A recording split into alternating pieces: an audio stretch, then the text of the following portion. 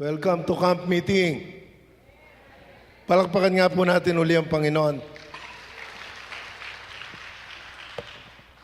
Praise God. So, tulad po lagi, pag ako'y bago magpipreach sa JLY, ninenervous po ako at kinakabahan. Pero hindi dahil sa takot ako sa inyo, because I know the fear of the Lord, His presence. At anyway din po ay, hindi lang po ako kinakabahan, nangangatog pa ako, kaya kumuha ako ng juice. Okay, lagi po bago ako magpipreach, parang naramdaman ko bumababa yung sugar ko eh. Kaya I have to drink something na merong sugar. Pero anyway, pray po tayo. Oh Father, you are awesome. You are the unlimited God. You have promised to us limitless blessing by Thy grace and by Thy power. And Father, thank you that you have brought us in this place for such a time like this, knowing, Lord, for the spiritual breakthrough to each and every one of us, spiritual blessing in heavenly places. And here I am, thy servant, Lord, that apart from you I'm nothing. I humble myself before you.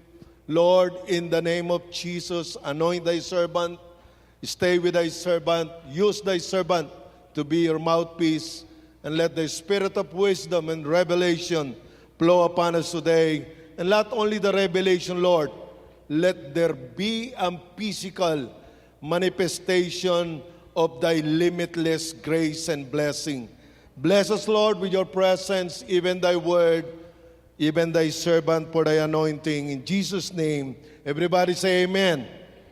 Okay, so, okay. Tiyan ko lang kung gumagana to. Okay. Okay, kanina gumagana to, brother. Okay, atras mo lang, atras mo. Okay, atras. Arrow up, hindi arrow down. Thank you. Yan, okay, praise the Lord. So, unang-una po, nais ko pong basahin muna yung sa Ephesians dahil ang team po natin limitless. So, ang sabi po sa Ephesians 3, verse 11. Tandaan po natin, si Paul, alam po niya ang pagkakaiba nung sinulatan niya yung Colossian, iba yung pagkakaiba po nung sinulatan niya yung Ephesians. Sa Colossian, it is Christ in you. Ang Ephesians, it is you in Christ. So, nais ko pong i-share sa inyo ngayon ang revelation about the limitless revelation tsaka yung limitless riches in Christ. So gagamitin ko po yung Ephesians dahil po sa Ephesians merong mga group ng believer. Hindi po tayo yon. Group ng believer na bagamat they are rich, wealthy beyond measure, they are living beggar because they do not know their spiritual blessing, their unlimited blessing in the Spirit. Kaya nga po, ngayon po tayo, ako po'y naniniwala na hindi man lahat, many of us here today will experience the limitless grace and blessing of God. Lahat mag-agree, say amen. Ang sabi po ni Paul, to me who am less than the least of all the saints, alam po ni Paul yung unlimited blessing ng pagiging in Christ. Kaya sabi po niya, na-humble po siya. Sabi nga po sa Bible, the goodness of God brings us to repentance. So si Paul, alam po niya yung yaman niya, yung limitless estado niya dahil na kay Kristo siya. Ang problema po, maraming Kristiyano, ngayon na kay Kristo, bukas wala kay Kristo. You are in Christ, you are out of Christ.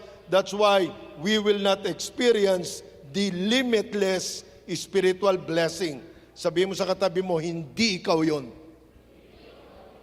To me who am less than the least of all the saints, this grace was given. Ang tinutukoy po dyan, yung grace po ng pagkakaligtas ng save ng Panginoon. That I should preach among the Gentiles the unsearchable riches of Christ. Ito po yung unlimited. Alam po natin sa inasal, merong unli na rice. Sa Tokyo, may unli na rice. Yung sa inyong naka-line kayo ng globe, may unli kayo ng internet. So ako po'y naniniwala na kung ikaw ay nakay Kristo at alam mo yung yamang unlimited sa iyo, o-order ka lagi ng unli. Amen po ba? So unsearchable daw po ito, unlimited to. And to make all see what is the fellowship of the mystery which from the beginning of the ages has been hidden in God who created all things through Jesus Christ. Tingnan po nyo sa Old Testament, wala kayong madidinig na church doon. Because the church, yung yaman po nating unlimited, it was hidden in the patriarch in the Old Testament. But now, ngayon po, ang church po ay in-expose na birth out during the expansion declaration ng Acts 1:8. Mga kapatid, we have now the revelation of the church is. Kaya pinipilit ni Pablo sa Ephesians, kung alam lang nyo, church believers, ang inyong yaman kay Kristo, sabi niya, hindi kayo mabubuhay ng pulubi at ng talunan. Kaya kailangan po natin, we need a revelation. At ang sabi pa po dito, to the intent that now, sabihin nga po nyo, now. So hindi po pang Old Testament ito, hindi pang gospel ito. Iba po yung gospel in Christ, iba yung epistle in Christ. So tayo po nasa epistle ngayon, to the intent that now the manifold wisdom of God might be made known by the church. So pwede na po nating malaman itong manifold wisdom nito, which is the unlimited riches in Christ. At ang sabi po dito, para ipakita natin, magiging witness tayo, magiging testimony. Unang-una, sabi po, to the church, to the principalities, power in the heavenly places. Pwede nating sabihin heavenly places dyan. Yung mga righteous angels, makita po tayo. At pati din po yung mga principalities, sabi sa chapter 6, according to the eternal, kung din po ito, limitless, eternal, to the eternal purpose which He accomplished in Christ Jesus. Yun, gumana, Brad. So ang pamagat po ng mensahe ngayon is, limitless revelation precedes limitless riches. Sabihin mo nga sa katabi mo, you are rich in Christ. Okay. So ito po yung aking sariling version, pinaliwanag ko po yung limitless. Okay. So kaya sabi ko sa inyo, unli. Naka-unli tayo ngayon. Pag nilagyan mo ng J yan, si Jun Lee yun. So hindi po si Jun Lee. Limitless is a position or condition where a believer is, number one, you are unbounded in range, in scope, in extent. So, wala kang boundary. Number two, never-ending increase in amount, number, and degree. Unmeasurable po sa ating season na ito ng limitless. And I believe po yung revelation, natapos man yung camp natin, lahat ng declaration natin from year to year, kapatid, available po yun. Kaya kung makita po natin, every year may deklarasyon tayo, pwede pa po yung deklarasyon last year, this year. Katulad po nung kung pag-uusapan natin sa body of Christ, nung nag-move po yung charismatic, nag-speaking in tongues ang believer, at nag-move po ng prophetic, hindi na wala yung speaking in tongues, andito pa nag-move na magnify lang yung prophetic. So kung makita po natin, yung mga move ng Holy Spirit, Holy Laughter, mga revival na yan, kung ano-ano pa, hindi po pa rin po siya nawawala. Pero may bagong ginagawa ang Panginoon. Limitless expansion in size or quantity, so unlimited po ito. Number 4, illimitable demonstration of His endless power, eternal po ito, which can only be achieved through the supernatural work of the Holy Spirit. Without the Holy Spirit, without God, we are limited. But with the Holy Spirit, unli po tayo. Sabihin mo nga ulit sa katabi mo, unli tayo ngayon. I believe po nung actually, medyo emotional po ako. Nung tayo naglalakad, I feel the presence of the Lord. Naluluwa po ako. That's why I know the Lord is here. I know the Creator of heaven, the unlimited God is here for us to go to the level of unlimited. Amen po ba? Okay, next. Pag-usapan po natin to. Galatians 2:14 to 18. And Abraham called the name of the place, the Lord will provide. Tandaan po nyo, the Lord will always provide when the Lord sees the heart. Ito po yung inoffer po niya after testing. Inoffer po niya yung kanyang anak na si Isaac, na nang makita ng Panginoon na total offering, total commitment si Abraham, nag-provide ng ram. At nung nag-provide po ng ram, doon po tinawag yung place na Jehovah Jireh. Ginawa lang po niya yung the Lord will provide, pero actually po doon, in the mount of the Lord, it shall be provided.